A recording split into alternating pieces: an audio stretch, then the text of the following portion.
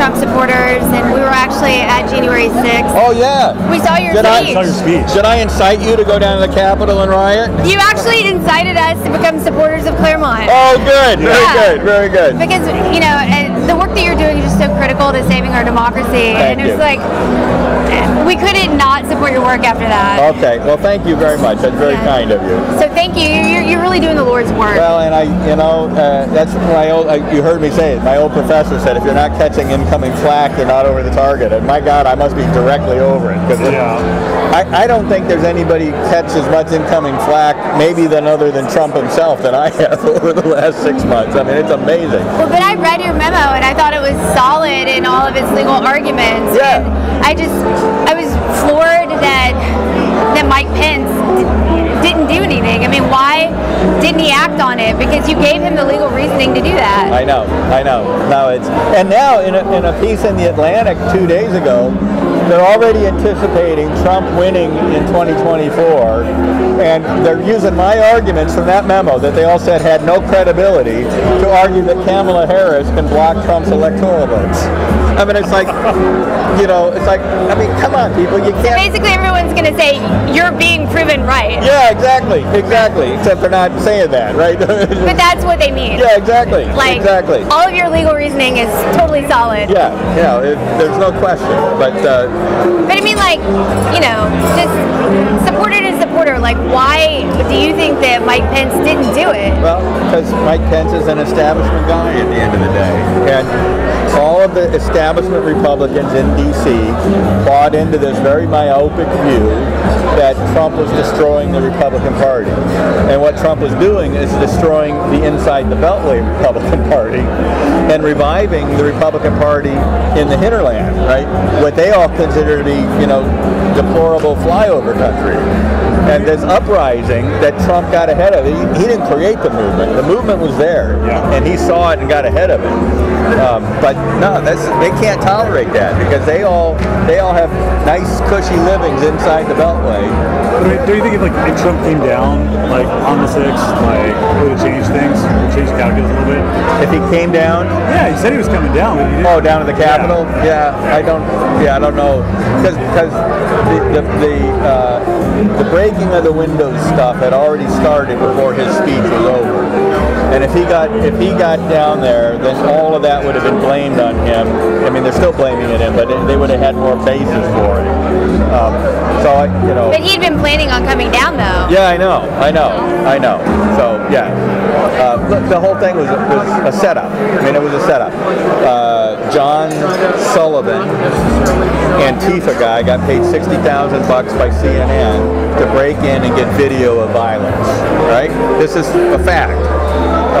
The Oath Keepers and the Proud Boys had not just kind of wallflowers sitting on the side of the organization, but people instigating within the association FBI plans. It was a setup, and unfortunately, our guys walked into the trap. But so he would have gone down there if it hadn't been for the violence. Yeah.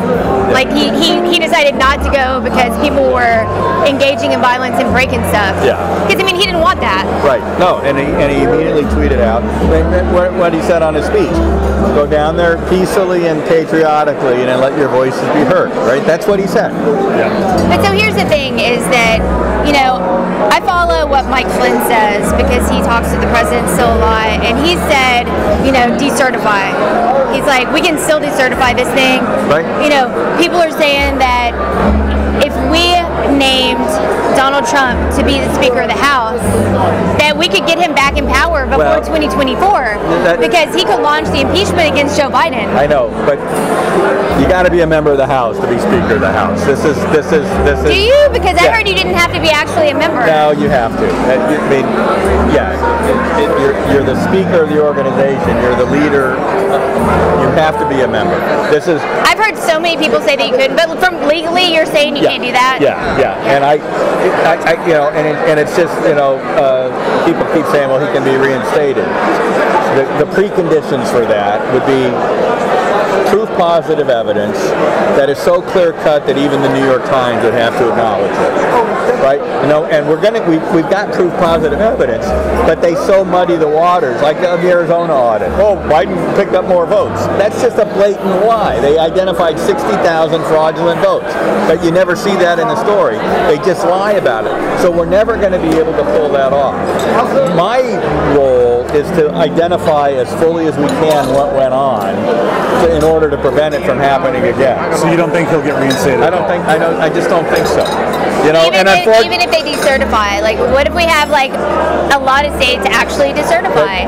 Tell me which. Look, the reason the Arizona thing got muddied is because Karen Fann altered the executive summary language. It said our results shouldn't have been certified. That was the line in there. She took it out before it went public.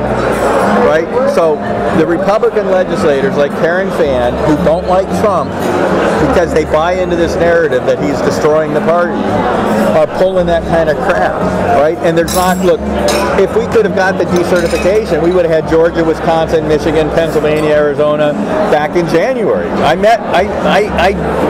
Trump, Giuliani, and me met with 300 legislators on January 2nd via Zoom conference call.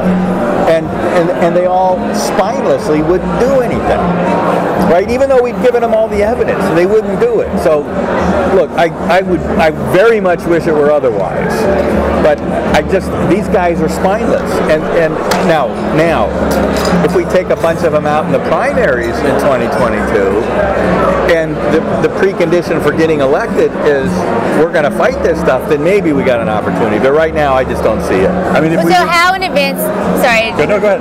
But how in advance of 2024? Like, how do we stop them from stealing the next election? So we've got one of the things that I've seen very encouraging in every precinct across the country, just homegrown, not coordinated, people going in and looking at the voter rolls, and they're saying, you know, I know that address, and these 28 people don't live there, right? And there's this, and it's a combination of transgender men in their girls' bathrooms and CRT and the mask mandates and the election fraud, and there are these homegrown groups that are just self-regulating in their own neighborhoods, and that's happening in every county in the country.